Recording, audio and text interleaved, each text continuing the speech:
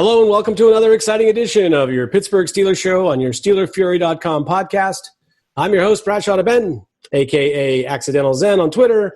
And if you come to SteelerFury.com and look at the message boards, also known as Bradshaw Ben there, and you can feel free to yell at me. Seems like everybody else does.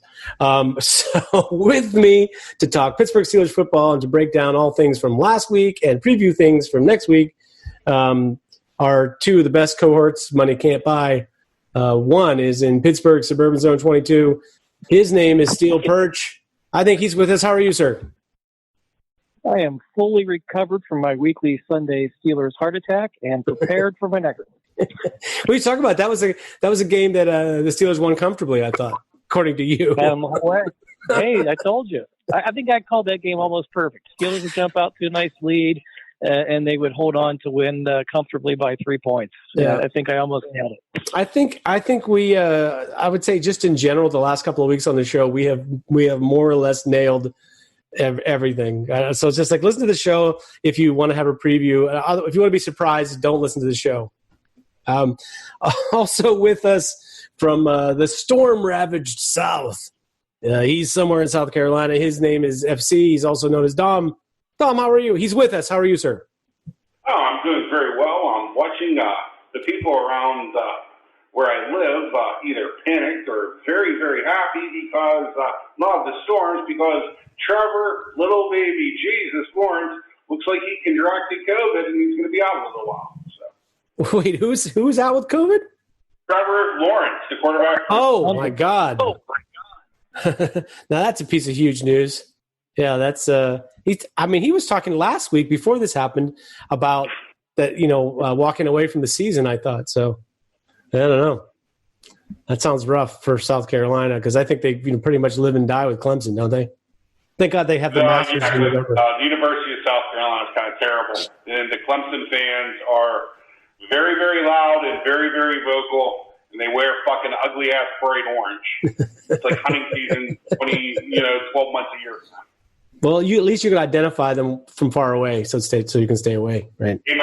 I'm with your car. At least they have the Masters down there in November, which is... it's coming up in 2 weeks. I know. That's very exciting. I know you were all over that. So, gentlemen, use the term very loosely for the three of us. I am going to start by saying, heart attack or not, that was a hell of a football game on Sunday. I think that's as good a Steelers game as I can remember. I mean, I'm really glad they won because it was one of those games that's like a very, very memorable game. FC, I'll start with you. What's your takeaway? How'd you feel about the victory when it happened, and how do you feel about it now? Oh, I'm very happy with any win. I believe the game was 3 stories in of itself. The first story would be how well the special teams played. Maybe some of the problems were self-inflicted by the Titans, but overall our special teams played very well.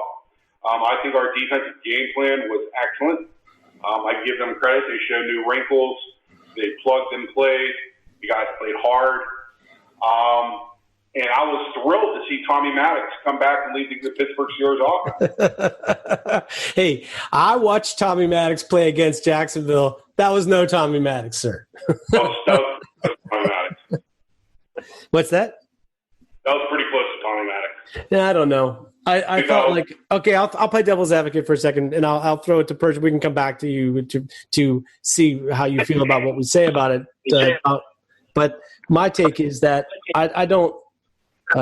Particularly the last throw is like in his receiver's got a one-on-one against the linebacker, and he dropped a dime into the guy's hands, and the guy doesn't catch it. Now, do you want to say, you don't trust Juju in that situation, and Ben shouldn't either, therefore he shouldn't have thrown it to him? I don't know. The tipped passes, yeah, they're a little bit predictable with the short passing game, but I think if you live by the short passing game, you die by it too. And the play before half, yeah, I mean, I expected them to take a shot in the end zone, so it didn't bother me so much. But, yeah, maybe if they dump it off to the running back out of the backfield, they get a field goal out of that. But I thought that in general – thought of that if Ben just throws the ball literally out of the end zone. Yeah, sort of. I thought that he threw a my ball or nobody kind of a ball, but I think that either drifted inside on him or he expected Deontay Johnson to actually make a play on the ball, which he didn't. That part of it actually bothered me almost as much as the pick is you got this young receiver who's not really hungry for the ball in a certain way. So I don't know. Perch, settle this debate. How did you feel about it? Just that first half, as well as things were going, they were getting a lot of fortuitous bounces. Those tip passes that could have been intercepted weren't. They're driving down for that opening touchdown, and James Conner fucking fumbles the ball, right at the 10-yard line. Yep. And any of those things, we've seen that happen in previous seasons and previous games, and that's what caused them to lose. All those balls were bouncing right back to us.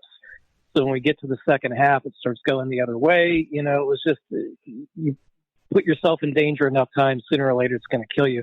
That sequence before half was ridiculous.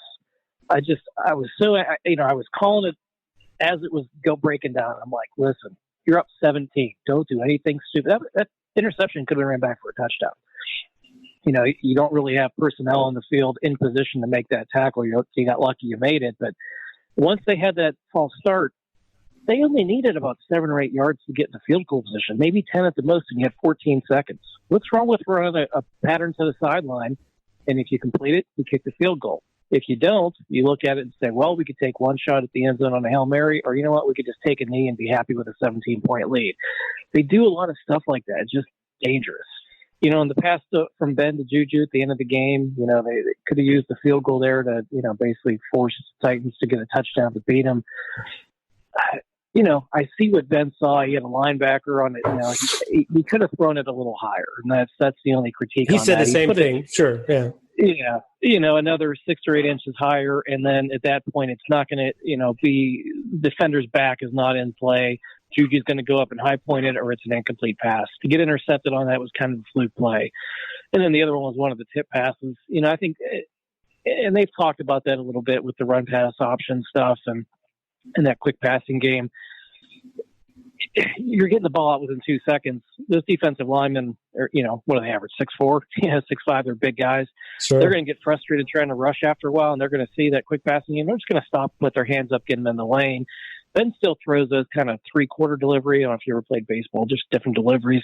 Yep. You almost got to be 12-6 on those because you want to get up high over the guys and dump it down. You're not throwing it downfield. You don't need all your arm strength and your accuracy. You want to be more high to low. And hopefully that's something he works on because he has been getting a lot of passes tipped. But it was just another crazy. As soon as they go out to a big lead, I get so nervous. I just that something's going to happen. Guess what? It's a 2-play drive. It's a 70-some yard pass to A.J. Brown, and they're back in it. And it's a stupid 2 turnovers, and they're back in it. And anything that can go wrong starts snowballing up until the very, very end where they make the one key stop they need. It just drives you crazy. Yeah. Well, but FC, the thing is, the league right now is just set up this way, man. There's been so many giant comebacks this year. Just the other night that it was Seattle, I think, that had like a 20-point lead and coughed it up. It just feels like the way that the rules are, the way the game is, the way the teams approach it when they're down, it's just hard to really put the brakes on it. And I felt like that throw to Juju, settling for a field goal there would have been a huge mistake. The way the momentum in the game was going, if you give Tennessee the ball back down 6, they're going to be throwing in the end zone for a chance to win the game by the end of the game. I mean, that to me is like these teams that when Atlanta accidentally scored and the other team is celebrating because they know they're going to take the ball and take it down the length of the field. So, I mean, yeah, nobody likes to turn it over 3 times. But I felt like actually the offense did pretty well. FC, they had only 1 drive in the entire game where they really were like turtle ball. Otherwise they were kind of playing their game, which is what we always ask them to do, is to not take their foot off the gas. Did you see it differently than that? I did not. I had other issues with the offense. I mean, Ben is the one that is going to be confrontational, or is going to be the Steeler Nation is going to have a problem with. My other issues, I think, a lot of people would have an issue with. I had a big problem with personnel usage. I thought we've seen too much, Jalen Samuel, too much Deontay Johnson, and far too little Chase Claypool. He has to be a part of the offense at this point. because he makes the offense dynamic. Sure. I think Ben tries to get people the ball to get them going, and I don't think that's always the best thing. I think he forced a few balls there, Ebron. I don't have the play count in front of me, but I've seen Chase Claypool on the sidelines a lot of times on third downs. Yep. And I have a big issue with that. No, they got James Washington on the field and not Chase Claypool on third down. Right. I got a problem with that. James Washington should now be entrenched as the fourth wide receiver, and I'm not sure if Chase Claypool shouldn't be the starter in the base along with Juju Smith-Schuster, just because what both can give you, blocking in the run game. They both can pick off an inside linebacker. They both show they're willing to pick off an inside linebacker off the motions, pick off an outside linebacker. Those are things that Deontay Johnson really can't do because he's so damn small. Yeah. And those are options that you have. And that one block can change a 2-yard run into a 12-yard run. Yeah, it's true. I mean, I'm all for like guys like Ebron and Deontay Johnson, on run plays. If they're spread out away from the ball and they are making somebody cover them, that's better than they'd be doing if they tried to block that guy. So, I think you have the ability to use him that way. But yeah, I'm really surprised with Eric Ebron in the run game. How about that? I had a huge issue. I thought he was going to be a non-factor in the run game, and he actually has been a lot better than I expected. I thought he was, in fairness, I did think he was better this week. It was his best week, probably blocking. But I feel like it's, still you're talking about a guy that you give him an angle block or something where he's got a fighting chance. Just a straight up, one-on-one in your face kind of a Oklahoma drill block, not so much. No, he's going to block James Harrison at the point of attack. Square up. No, he's not going to. Not many tight ends in the NFL are going to that. That's true. I don't know, Perch, I feel like we started off overly negatively about a game that the Steelers, beat an undefeated team at home. And not only that, I'm going to go out on a limb and say Tennessee's pretty good. I know we talked last week about how they were maybe a little better than they look on paper, as an actual football team to play. I think they're in the famous words of Mike Sullivan, the Pittsburgh Penguins coach. They're hard to play. They liked being hard to play. That is that's a compliment. What did you make of this Tennessee Titans team? They are who I thought they were. That they have a very diverse offense where if you're not a stud defensive line, tough up the middle team like the Steelers, they're just going to run all over you. You saw what happened to Baltimore in the playoffs last year. It's why Baltimore completely changed their defensive front in the offseason. They just couldn't stop them. And that's what Tennessee is going to do to most teams. And if you can, or you can slow them down a little bit, they're going to keep that run game to keep you honest and use play-action passing. They've got some good receivers like A.J. Brown. They've got good tight ends. And Tannehill, since he's been there, has been playing pretty good ball. So I think it's probably, outside of the Chiefs, it's probably the best offense in the AFC that we would have to play. Ravens present some different challenges, but, it's just a really good offense. I still don't have a ton of respect for the Titans defense. I thought the Steelers probably should have scored more than what they actually did, and they would have if they didn't completely shoot themselves in the foot in the second half. But, I think some of the story of that game is, I think it's time Steelers fans especially put some respect on Vince Williams' name. That guy is a motherfucking stud, okay? If this was the 1990s, he would be a perennial Pro Bowler. He is outstanding at what he does. He's physical. He tackles well. He hits hard. He's an enforcer. He's a tone setter. And you know what? People complain, it's a passing league now, and he's not going to do well in the pass. You know what? I've seen Ryan Shazier and Devin Bush beat a lot. And you know what? They aren't as a solid tackler. Now, granted, he doesn't have the speed and the athleticism and can't cover sideline to sideline and do all that crazy stuff. But that guy has been so consistent and so solid.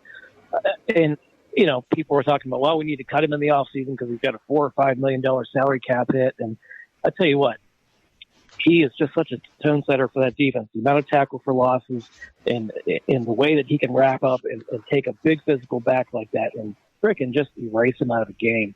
And Spillane, that hit that dude put on those guys down the at the goal line, which he pretty much blew his own shoulder out trying to tackle Derrick Henry there. I mean, that was tremendous too. But I think we'll start to be tested this week more against Lamar Jackson and against better tight ends like Mark Andrews with those, more physical, maybe a little bit slower inside linebackers. But, man, that's just something – if we're going to talk about the Steelers' defense and something positive, those two inside linebackers did a hell of a job, and Stephen Tuitt's been outstanding too. Yeah, I agree. FC, I thought Terrell Edmonds played a really good game, and I feel like, for all the deserved criticism earlier in his career, it feels like kind of coming together for him this year. Do you disagree with that? I know you were hard on him. I do. I've seen banter and conversations, and what I think the Steelers have done is simplified his role so much and made it so simple for him that they've stressed other players because of his deficiencies, where you can only hide him so much. So what that does is that puts more stress on Mike Hilton in coverage, puts more coverage or more problems for Cameron Sutton. Unfortunately for Minkah Fitzpatrick, it limits what you can do with him because he's so terrible.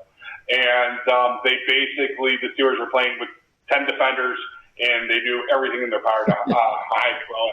Okay, but FC. But listen, he's top 10 in the NFL for lowest passer rating when targeted. So I'm saying it's like he's playing primarily tight end. Really not in coverage. They hide him. He's put in a position where he really can't get burnt. So that puts stress on Joe Hayden, where he has 108 quarterback rating allowed, or on Steven Nelson, who's up to 82 quarterback rating allowed. He's that bad. And yes, I look forward to him being replaced on the defense. And it limits what the Steelers can do. It limits what they can do in the man coverage schemes. It's going to really limit what they can do against the Ravens this week. Yeah, well, Andrews is a particularly tough matchup for anybody. I just feel like Devin Bush. They took the responsibilities for covering the tight end away from Bush because he wasn't really up to that task, and Edmonds has done a pretty good job with that. I just feel like you're running out of guys to be able to run out there to make plays on tight ends. Perch, how do you see this? I tell you what, I'm glad you brought that up. The last 2 weeks was the best football Terrell Edmonds has ever played in the NFL. I mean, he's been pretty good, actually breaking up passes, tight coverage, stuff like that, short tackling. I kind of want to talk a little bit more about that nickel corner position because Cam Sutton damn near had a pick six last week, and he had that big interception the week before. I just think that guy's got so much talent as a cover man. Like, I want him on the field more. I know they love Mike Hilton because he's physical and he attacks the line of scrimmage and he's a pretty solid tackler for a little midget and he gets all those sacks. He's got a knack for doing that stuff. Yeah, really good blitzer. Sutton, maybe not against the Ravens because I don't think they're going to pass a ton. But, if you need that extra corner to cover a tight end or something, I'd rather have Sutton out there. But when we start playing teams that have really good passing attacks and depth to it, man, I'd like Cam Sutton out there.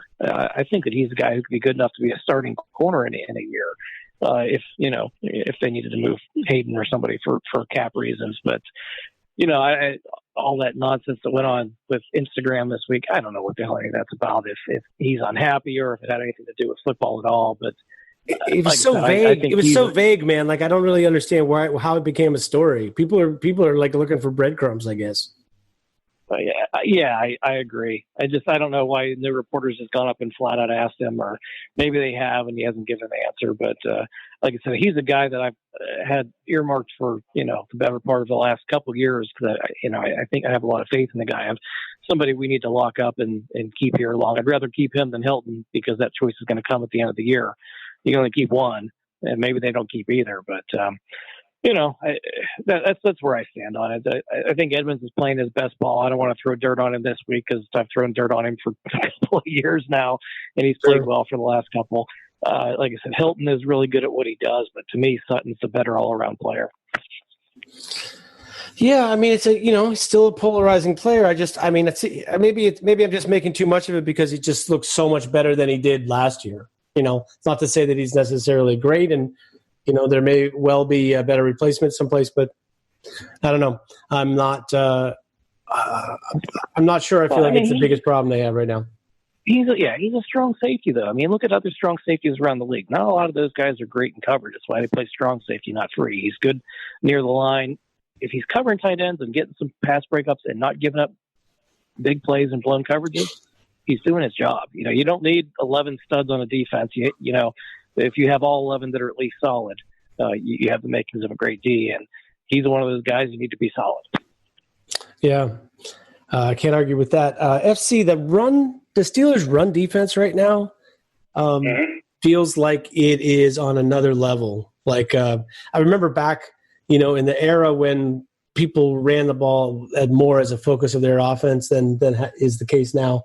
Some Steelers teams that would just barely give you nothing. It would basically give you nothing running the football, and it's like those days are kind of the focus like that is gone from defenses. But this one is playing the run, not just like they clog it up and make a wall, but they're making plays in the backfield. They're punishing the other team's offensive line and run game. Why do you think they're so good at it right now? Is it just they have a lot of talent, or is there something specific about what they're doing? Combination of the two. Has any player in Steelers' memory had more of a resurgence than Tyson Alu? Because I want him gone. They moved him inside, and he's trailing his deep inner key move on Olhoffen. He is a more pleasant surprise to me than the play of Spillane, I thought was excellent, to that of Chase Claypool, who I thought was excellent, even more than Dawson, who, when given the opportunity, was excellent. But I thought the Alu was done, washed up, and basically a bad signing. And lo and behold, he is a fantastic 3-4 nose tackle, playing an under roll, playing a penetrating role, not the classic Casey Hampton, not Joel Steed, but more of a Gerald Williams, Kimo Vaughn, Olhoffen. He almost caused 2 fumbles in the Titans game. Unbelievable swim move to the left and right. He plays with power. That is one of the keys. And step into it and Cam Hayward ain't bad. Vince Williams, the heartbeat of this defense, the Ryan Clark of this defense, the Mike Wagner of this defense, a guy that's not going to be the first name that comes out of your mouth, but is a key component of what we do. Sure. So the Steelers have a great scheme. They have great players, and they're playing together. They're playing as an 11-man unit. Yeah, that's the thing about run game. It only takes one guy to mess it up. And to your point about Alu, he made a play where he basically bench pressed the center and pushed him back into the handoff, which is one of those things you don't see every day. That was like a Casey Hampton-esque kind of maneuver, which I found was pretty great. Perch, just for a second, talk about the other side of football. The Steelers' run game, I think coming into the season, setting aside 2019, let's just call 2019 an aberration in every respect. Still, coming into the season, I would have said I don't think the Steelers' run game is going to be terrible, but I would say, the best hope would be that the Steelers' run game is good enough to complement the rest of their team and so on and so forth. It's to this point, I think actually their run game has maybe been pretty good. Like I would call it above average to maybe even better than that. Wondering how you feel about the Steelers' run game. Am I accurate in my assessment? Yeah, there's a really good podcast online. It's called the SteelerFury.com podcast. And I was listening to it last year, and this really good-looking guy in there was talking about how the Steelers had the least amount of window dressing on their run game of anybody in the league, and everything was just freaking line up and go up the middle. And they hired this guy named Matt Canada this year, and he completely just put a lot of touches on it that you could tell that weren't there last year. And you're right, though. I mean, I feel like I've talked about it extensively for the last 2 years. But it's just the changes of some of the window dressing and the formations and stuff that they're doing, and handing it to the running backs and attacking the edges more instead of just going up the middle and just, traditional formation with no motion, has made a huge difference. But they're able to consistently extend these long drives. I heard some stat, and I don't remember what the hell it was, but something about the Steelers have the longest average time of possession per drive of anybody in the league, and somebody else can look it up or correct me on that. But if you just kind of look back at a lot of the games, it's like we were joking at halftime. Well, the Steelers cut their punter this week because they knew they weren't going to need one. Just because they just extend these long drives. I guess the flip side of that coin is it also protects Ben a little bit, and he's getting the ball out in 2.0 seconds last game, and the quickest in the league.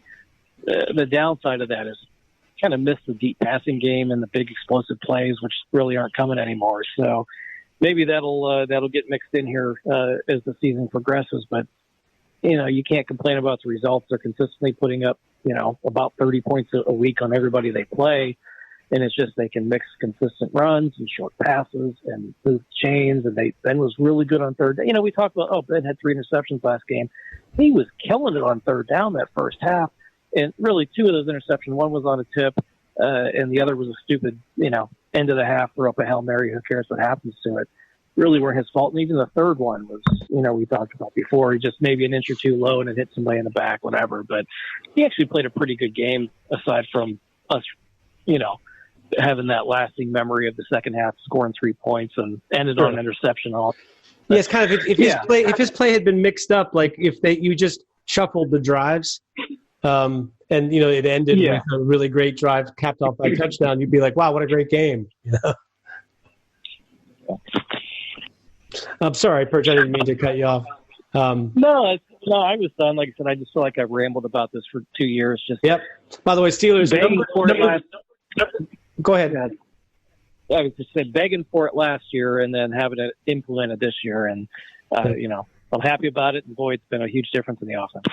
They were bottom 5 last year in pre-snap motion, and I believe they're 2 or 3 this year, maybe number 2 in pre-snap motion. So, yeah, big difference in that regard. They are also number 2 that's the line of scrimmage, time of possession per drive. They're 4th in time of possession per drive.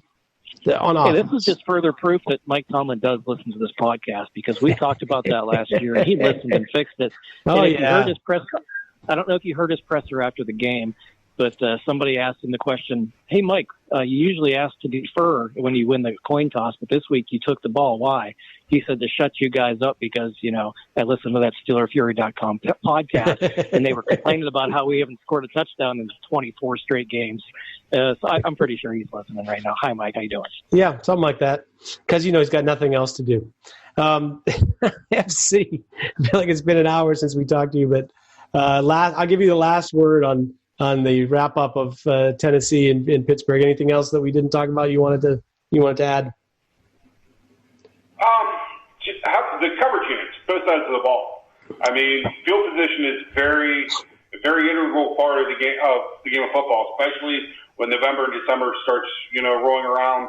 And they did a really nice job. So, making teams drive 60, 65 yards, 70 yards to get a touchdown is a key element of the game. And the Steelers, in that regard, have played some pretty smart, solid football. Yeah, number 1 in kick coverage in the NFL this year so far. So unbelievable. Yeah, that's a like, that never happens around here. So we're very excited about that. I have another question, but I'll put it in the context of this week's matchup. Let's talk a little bit about this week's matchup, because it's another 5-star matchup. Amazingly enough, after last week's game, and as sort of like tough opponent as that was, and as great a game as it was, this week it doesn't get any easier. It's your Pittsburgh Steelers traveling to Baltimore to play the Ravens, one of the preseason favorites in the NFL. And this is sort of a double-edged sword. It's like maybe the Steelers have a little bit of a letdown after last week, and maybe Baltimore is something to prove because they haven't really played to the level they would like to play so far this year. So I'm just wondering how to get started with this matchup. Perch, I'll start with the Steelers offensive line and the new additions for Baltimore. First of all, Calais Campbell, coming to the Ravens this offseason, and now adding Ngakwe. How do I do? Yannick Ngakwe. Ngakwe. Yeah, pretty good. So, you now have 2 Steelers killers added to that line, and I'm sure they knew they were bringing in a couple of guys that were have been Steelers killers. Didn't hurt their cause to get signed by Baltimore. How do you feel like the Steelers' offensive line deals with those 2 guys and the rest of the Baltimore front?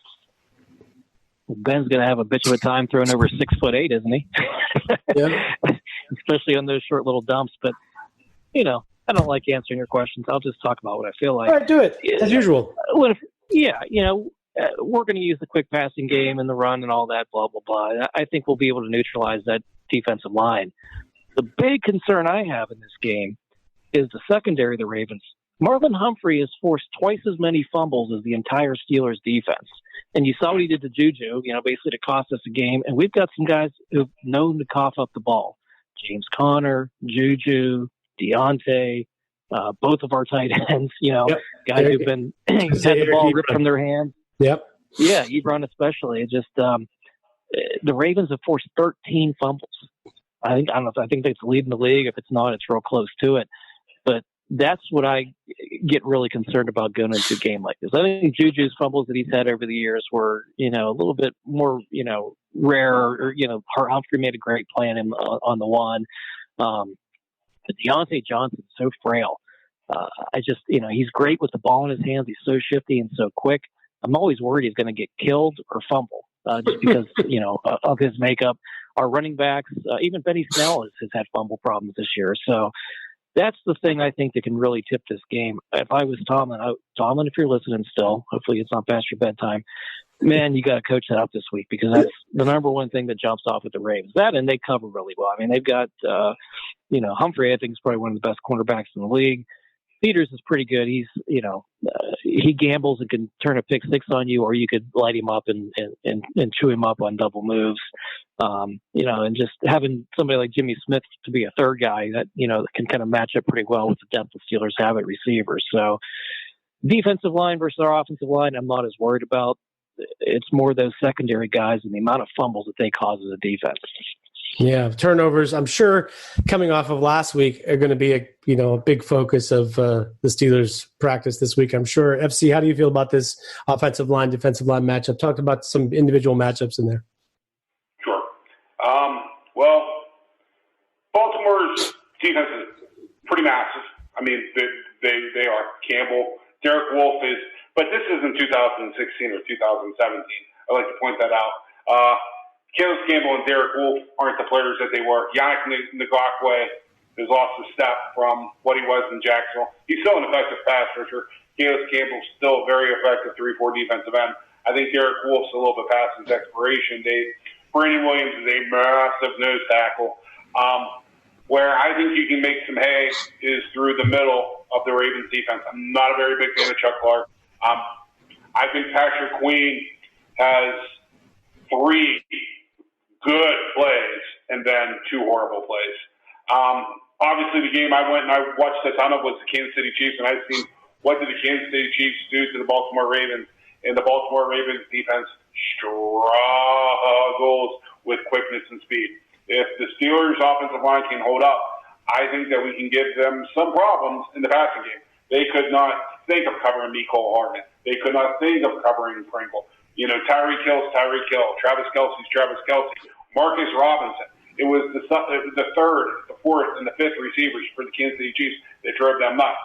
Kansas City Chiefs also didn't allow a sack. I don't believe they turned the football over. And they basically pummeled the Ravens in Baltimore. Baltimore has a very, very, very nasty defense, and I think that they feel this is a big game in their season, and it's a humongous game for the Steelers. This is probably the biggest matchup this year in the NFL. And, it's AFC North. I understand the weather's supposed to be a little bit tricky, so. Yeah, I mean, the thing is, the Steelers recently, Perch, have won against the pretty good success against the Ravens. With Ben, the last 5 games, they're 4-1.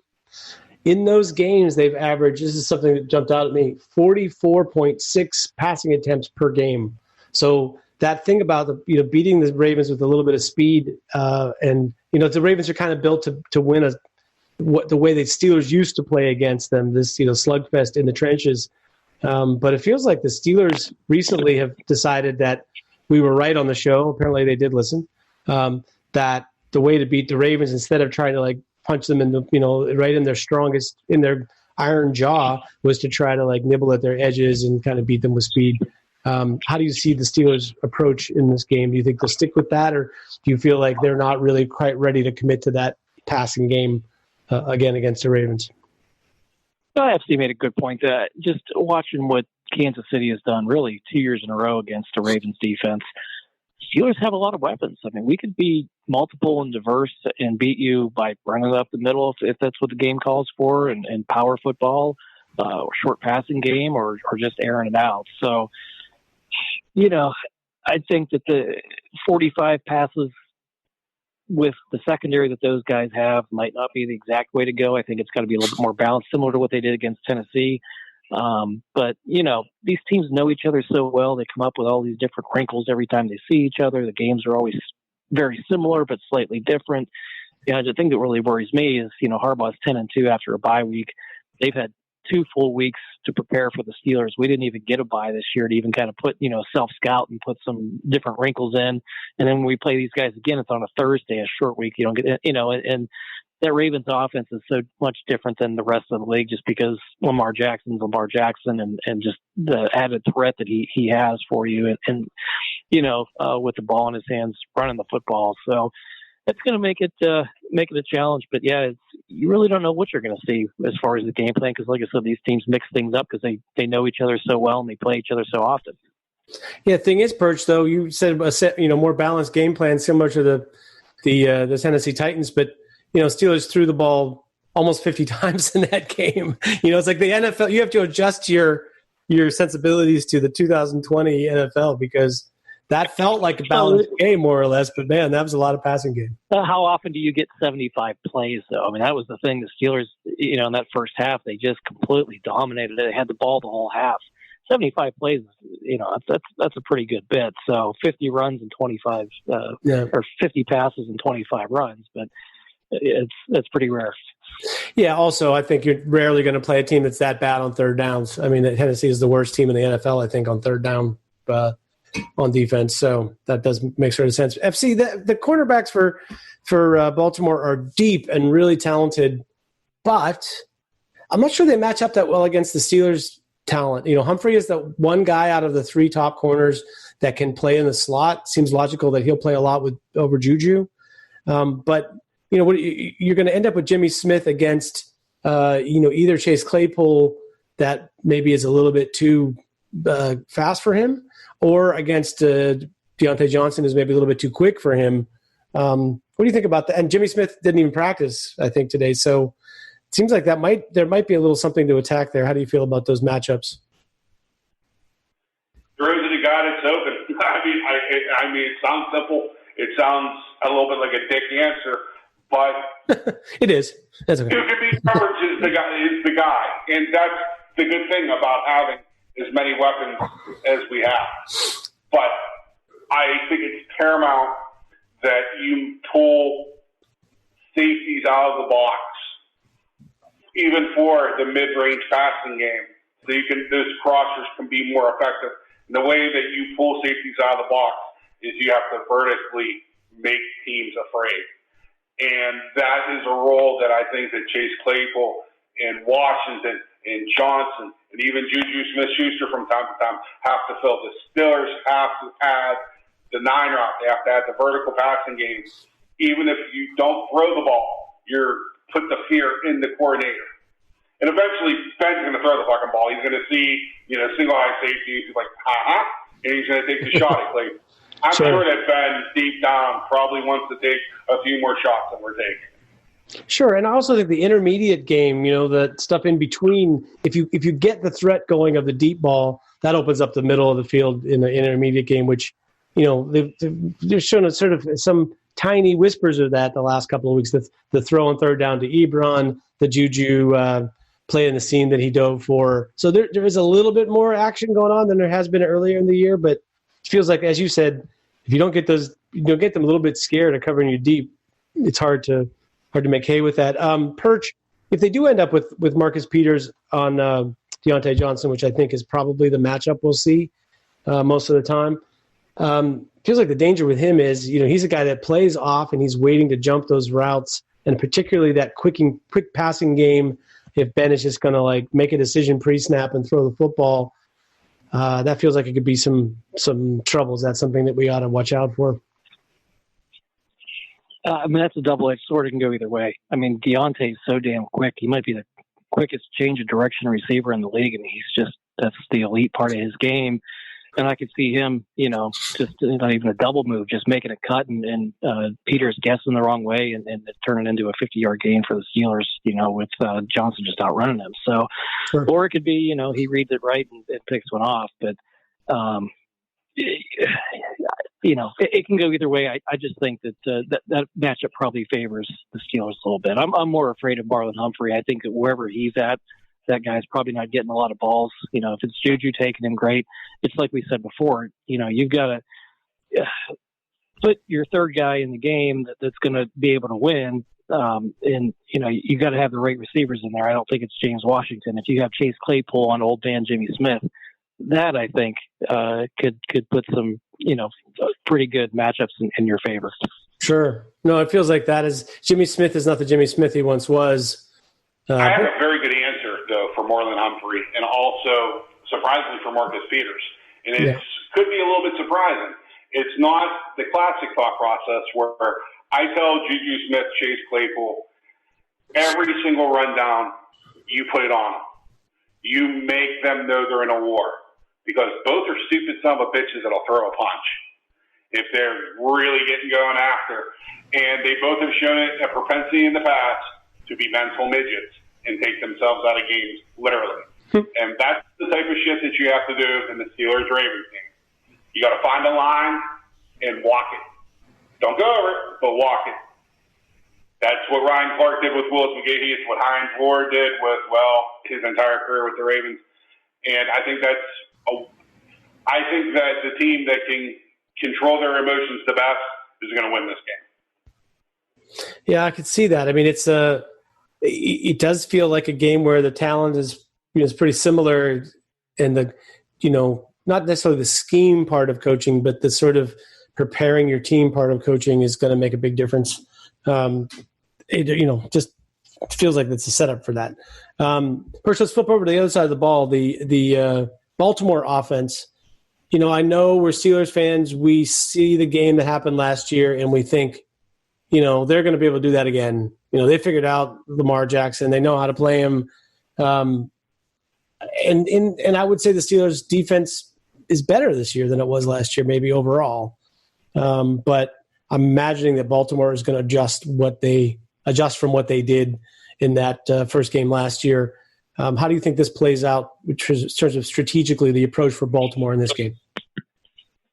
I think the Steelers' approach to Baltimore is going to be stop the run and make Lamar Jackson be a quarterback and beat you with his arm. Contain him. Don't let him get out of the pocket when he does. I think they said the same. Was it last week, or who was the quarterback they played recently? It ran a little bit. I don't know, but the word was put the hot sauce every on time him. he gets up. Yeah, put a little hot sauce on him and hit him every time he comes out of the pocket. And that's pretty much what they did. Lamar Jackson throws everything pretty much to the middle of the field. He's going to do play action, or he's going to get out of the pocket, or he's going to just throw up the seam to his tight ends. He's got Marquise Brown and Mark Andrews. It's pretty much that passing game. The rest of the guys don't do a whole hell of a lot. It's the run game, and if you could stop their running backs and then keep Lamar Jackson in the pocket, make him beat you, make him read defenses, blitz him, show different coverages. I don't think he's great at reading the defense and adjusting and getting out of plays and doing things on the fly there. So I think that'll be the Steelers' approach. The Ravens are just going to try to do what they do and mix in runs and roll Lamar out and get him out of the pocket and throw a lot to their tight ends and trying to hit a big play downfield on occasion with Hollywood Brown. FC, the thing is, that the Ravens haven't really been winning with offense this year. Their defense is really good, and their special teams is all world, and that's really how they won games. But the other thing is that you get this quarterback who, you can talk about all the stuff that he doesn't do well, but when your quarterback can take off and run and just sort of like, convert a long third down and just, kind of undo all the good you did on defense, for the previous couple of plays. That's, if you're the coach, don't you stress to your defense not to be demoralized if the guy gets a first down running, because it's like, that's going to happen in this game. It's going to happen in every game with him. Well, I'm going to bitch at my defense. They're not going to be demoralized, but they're going to hear about it. I think the Steelers' game plan actually from the first game of the Ravens last year was actually stolen by the Tennessee Titans in the playoffs. Cause looked like it. Yep. Pretty much identically did. And I think what the Steelers did was steal a lot of things that the San Diego Chargers did the year before to the Ravens in the playoffs. The biggest difference in this Ravens offense, and I honestly believe this, is they lost the greatest offensive player in their franchise history to retirement last offseason. And I think it's very, very, very overlooked by most people. And that player, by the way, is Marshall Yanda. Yeah. They're starting right guard. You want to talk about a Steelers killer over the years? That's the guy. What the Steelers are going to do, I honestly believe, is they're going to attempt to choke off the run game. And from there, they're going to spy Jackson. The question is, who they're going to spy him with. You don't have Devin Bush. You may not have Ulysses Gilbert. I don't know if he's going to play or not. No. That player might end up being a Cam Sutton. That player might end up being a Justin Lane. I don't think the Steelers are going to be in the business of letting Lamar Jackson run free. My biggest concern is T.J. Watt and Bud Dupree have to set the edge, and they have to force everything back inside. The quarterbacks have to tackle in space. Those are your basic fundamentals. That is what led Lamar Jackson to that classic 3-1 playoff ratio, which is 3 turnovers for every 1 touchdown he's thrown in his playoff career. If you make him read a defense, he's not very, very accurate, and he doesn't always make the best decision with ball placement. And I feel the Steelers choke out the Ravens' run game. I think that this could be the game where Minkah Fitzpatrick has multiple interceptions because Jackson's accuracy is just not there, and he cannot throw the ball outside the hashes. Perch hit the nail on the head with that when he said that their passing game is an interior passing game. The Marquise Brown on, flag routes, the Mark Andrews on the seam, double moves. I don't think the Ravens are built to pass block the Steelers' pass rush. I don't even think the Steelers are going to get into heavy blitz packages like a lot of people expect them to do. I don't think it's going to be necessary. Yeah, well, by the way, stat I didn't get to throw while we were on that side of the football. Baltimore apparently is like 1 or 2 in the league blitzing, even more than the Steelers. The Steelers have utilized the blitz a lot. So, how about this? I think their defensive backs have the most sacks in the NFL. I believe they have like 8 or 9 different players with 2 sacks. Both their starting safeties have 2 sacks. I believe Marlon Humphreys has 2 sacks. Sure. They from all over the place. Everyone. Yeah, when they played Cincinnati, I think their defensive backs had 5 sacks in that game alone. I mean, here's the thing. I mean, the Steelers, stopping the run has been always focused, so far this year on stopping, the big running back and so on and so forth. And yeah, they limited Carson Wentz's ability to take off with the football or whatever. But Baltimore's especially weird. I mean, I guess their leading rusher, Mark Ingram, who may or may not even play in this game, has the same amount of carries as Lamar Jackson. Like basically they're 1 and 1A in the run game. So it isn't just the quarterback escaping the pocket. It's these designed runs, that'll get you. That's what they're back this year. Kid from Rutgers. Really like him, Gus the Bus. I do like him as well. He reminds me of a Steelers back. Yeah, I would take him. I mean, I don't know. There's a lot of talk, Perch, about Dobbins. If Ingram can't go, that Dobbins is somehow going to be an upgrade over, Mark Ingram. But I don't know. What's your take on Dobbins? I mean, I think you were a little bit higher on him in the draft than I was. I'm not really a fan. I wasn't a huge Dobbins guy, but boy, it's surprising to me he's not getting the ball more, which makes me think maybe he's not as good as what a lot of people thought he was going to be going there. But, just to kind of touch on FC's point earlier about the Steelers' game plan against Lamar Jackson last time they played, and that San Diego game plan and the Titans game plan, even go back to the Kansas City game this year. Lamar Jackson, 28 passes, 97 yards. Basically another good 3-4 defense that followed that same script of what San Diego, Pittsburgh, and Tennessee did. Shows me Lamar Jackson hasn't grown and hasn't really figured out what people have done to stop him. So, if one of their running backs is out, and it can make it for a long day. If they can't run on the Steelers front, Lamar Jackson's going to have some issues. I can tell you why I had absolutely no interest in J.K. Dobbins. He played 4 games against what I consider 4 premier college teams, and he tapped out in 3 of them where no box. And if a dog shows me his belly once, okay. If you have a dog show me his belly 3 or 4 times, I start questioning his toughness. And I think that's what it's a matter of with J.K. Dobbins. He looks like Tarzan. He absolutely does. But, you look at what he did at the Combine, laissez-faire, thought it was a waste of his time. And that's how he plays the game a lot of times. 3rd and 3, he steps out after a 2-yard gain because he doesn't want to take on that strong safety. He doesn't want to take on Terrell Edmonds. He doesn't want to take on, Minka Fitzpatrick, where he's a 230-pound back. I expect him not to only take them on, I expect him to try to run them the fuck over. Yeah, to use that size, yeah. Well, maybe he'll get the talking to that Derrick Henry got, and will start being more physical someday. But hopefully that day is not Sunday or anytime soon.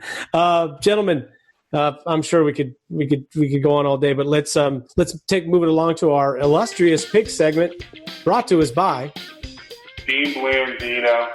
Sports and shit. Let's talk about sports and shit. They got your dog beds, koozies, t-shirts, everything you can think of, all your sports needs. They also are actually a sponsor of this podcast, where we would like to thank them. And our last person, I can't remember his name. It's John something. He's another one of the referee officials. He basically, he's the guy that's with Al Michaels and Chris Collinsworth. He basically told Chris Collinsworth he doesn't know a damn thing about football, and he should basically just stick to the law.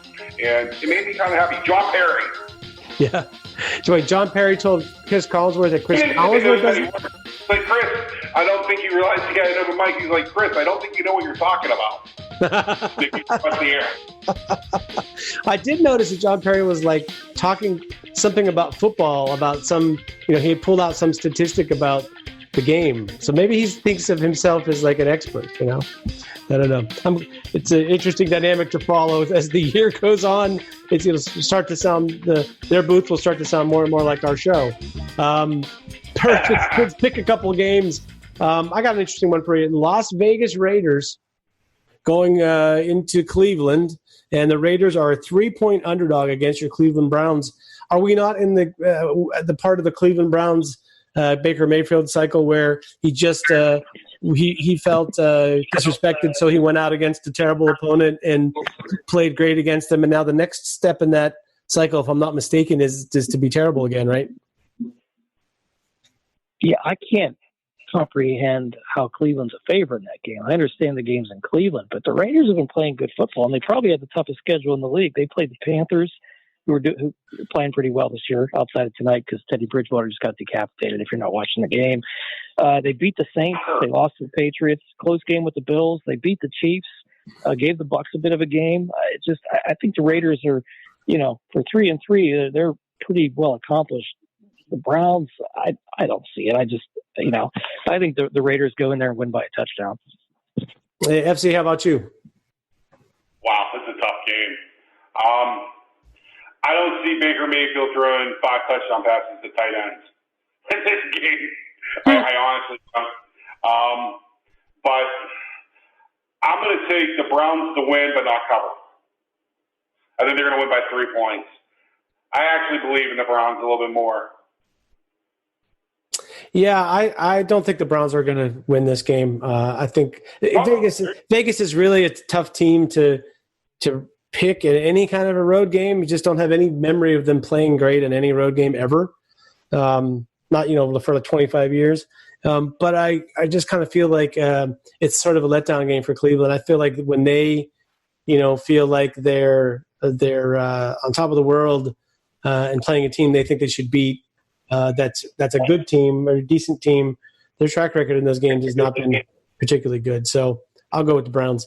Let's talk about your New Orleans Saints and Chicago Bears. The Saints are a 2.5-point favorite. They are a road favorite against the Chicago Bears.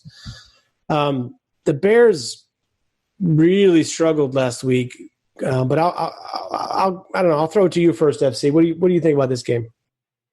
I think the Saints are going to win. Allen Robinson's going to be out with a concussion. Man, Matt Nagy's a terrible coach because that defense is for real. They really are. And they should sue that offense for a lack of support, man. So, yeah, I'll take the Saints. I don't like the Saints. I think they're a fraud, but I think the Bears actually are a bigger fraud, and they're going to be lost without Allen Robinson. Perch, on top of all that, do you think the Bears pull off the trade for Ryan Fitzpatrick? It wouldn't hurt at this point, right? Yeah, I don't believe in the Bears either. I think their defense is decent. I don't think it's like great, good enough to carry that offense. And they're smoke and mirrors too. They beat 4 mediocre teams, and they pulled off the upset against Tampa Bay somehow. But Panthers are pretty mediocre. The Falcons are awful. The Giants are awful. The Lions are always awful. Not impressed in any of those games. They played the Rams and got their ass kicked. Lost to the Colts by 8. To me, it's one of those teams at the end of the year they're going to average out to be an 8-8, 9-7 sort of team. So I think the Saints are still a step better. I also agree that I don't think the Saints are a Super Bowl contender this year, but they're better than the Bears. Saints to win and cover. Yeah, I think the Bears. I mean, their offense. Like who can figure? Especially since they lost Tirico and they're like, they're sort of one speed on offense right now, which is and the quarterback play has been, maybe a hair better with Foles in there, but certainly not very much. And their defense is very good, except for the one thing that they don't do particularly well is stop a heavy run team. And yes, the Saints can run the football a little bit, but that's not really who they are. I have not been impressed at all with what Breeze is doing there. And I feel like, it's like a weather game. You're in Chicago against a really good defense. And that the Saints aren't really going to come out there and pound the rock against the Bears. I think it's a very low-scoring game. I'm not sure the Bears have enough to win it, but I'll take 2.5 points for a home team. That is, it wins more than you think they should. I'll take that. I'll take that bet. One more. San Francisco 49ers at your Seattle Seahawks. The Seahawks are a 5-point favorite. Other than last weekend, Seattle looked pretty great, but also last weekend was the best team they played so far this year. I'll start with you, Perch. How do you see this 49ers-Seahawks game? 49ers are tough to figure. They're just, they got waxed by the Dolphins and lost a game to the Eagles, but they looked really good the last 2 weeks. They killed the Patriots and beat a pretty good Rams team. I think they go there and keep it close. I think the Seahawks are just a little bit better, so I think I'm going to take the Seahawks to win, but not cover. By the way, FC, is Carlos Dunlap playing in that game, or is he still not going to – he won't be eligible yet? He'll be eligible. He's been COVID tested. Everything was consistent with the Bengals. I think he should be eligible. I'll also take the Seahawks. I don't think they're going to cover that. I think it's going to end up being like a 3-point game. They played 2 tight games last year. I understand the Niners are still pretty well beat up.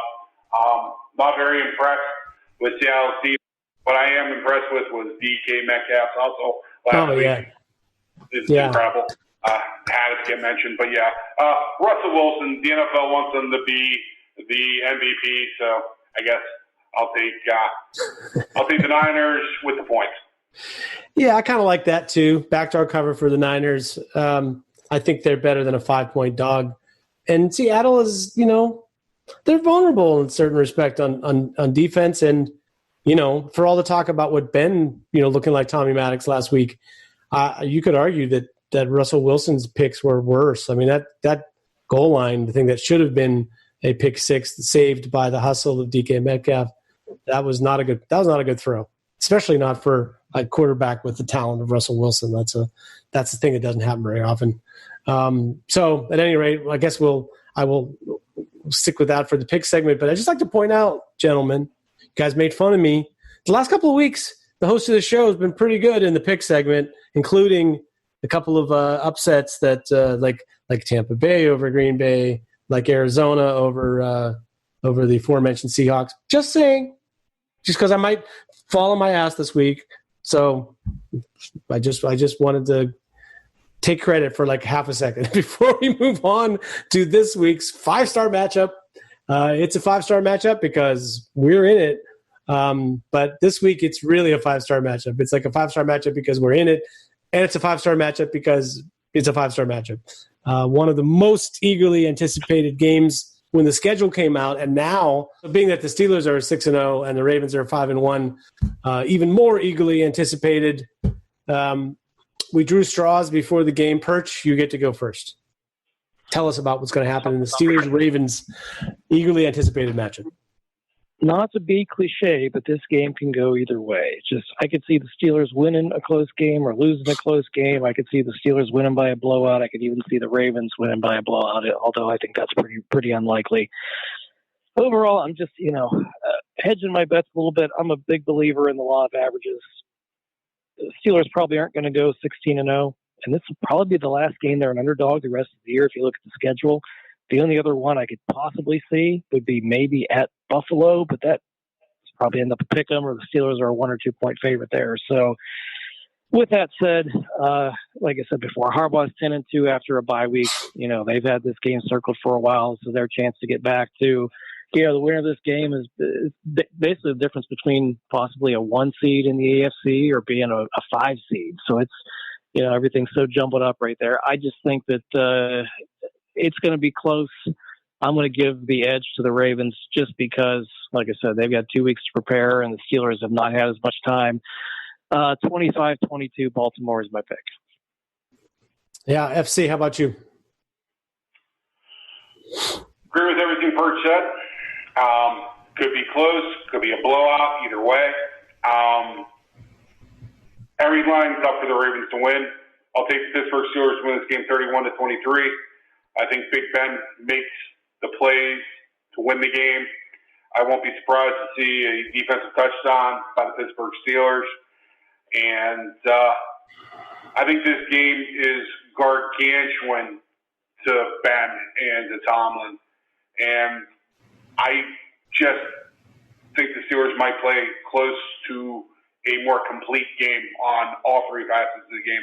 And I think that the 23 points that the Ravens score might be an illusion, might be just, it looks good, and it looks like the game's going to be closer in the box score than it actually was on the field. I just have a feeling that you're going to get a really motivated Pittsburgh Steelers team. Yeah, I get that feeling as well. I mean, I think this game will illustrate the difference, the flaw with using analytics alone to try to predict what happens in sports, and particularly in a football game.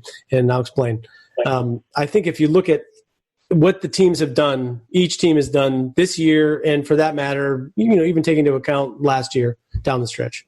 On paper, the Ravens are a better team than the Steelers. It's the first time in a long time, with Ben at the helm, that I have felt that was not only true analytically, but that I could actually, as much as I can break it down, I would say that. And a big reason is that traditionally the Baltimore special teams have taken over in close games. I mean, they win a lot of games that are kind of close otherwise. Like the way the Steelers used to win, they play in these close games, and then Ben would make some plays at the end and they would win, and that was their winning formula. And for the Ravens, it's special teams. It's like the field goal kicker gets you a kick that you got no business making, that adds a little bit of a cushion for your win or is the difference in the game. They're flip field position better than most other teams. Their punter is amazing. So in the past, that would be the difference in this game. And on paper, like I said, if you look at just what they did and don't, you just go by the numbers, Baltimore ought to win this game 25-24 or something like that.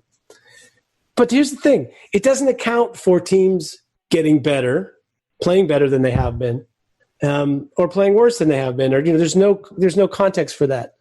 I agree with what I just heard, that this game, I think, is actually maybe more important to the Steelers than the Ravens. The Ravens have a home game.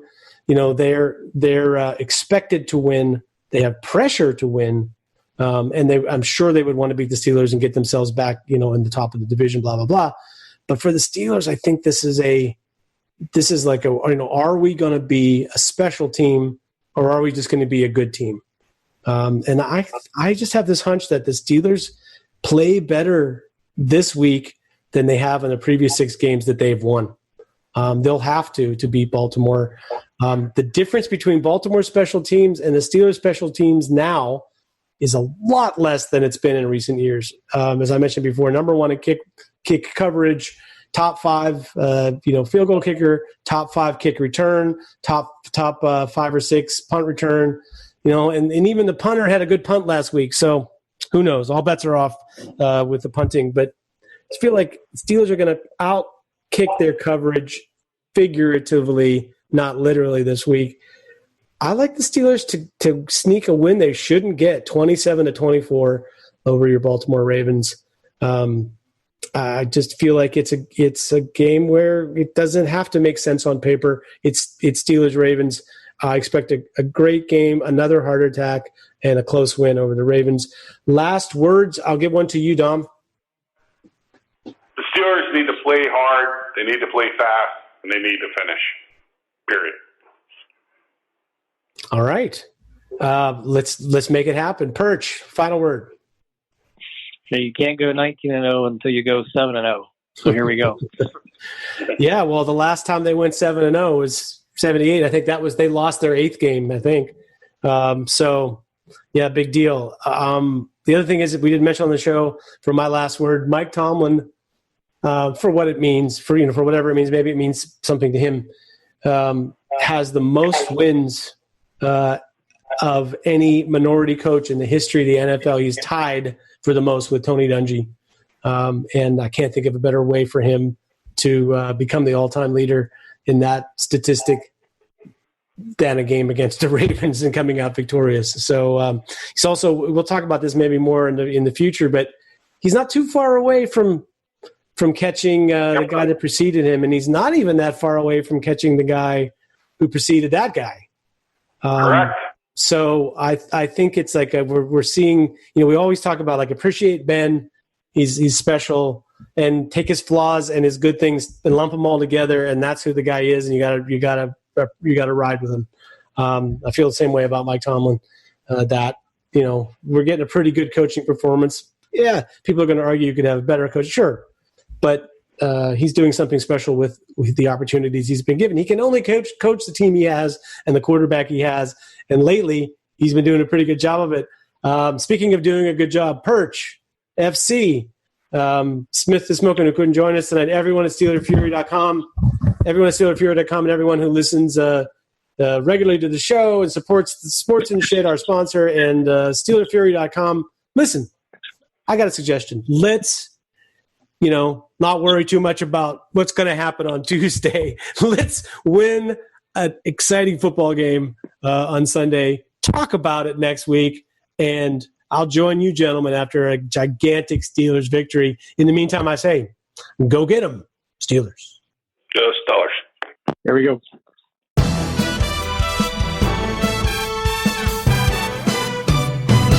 SteelerFury.com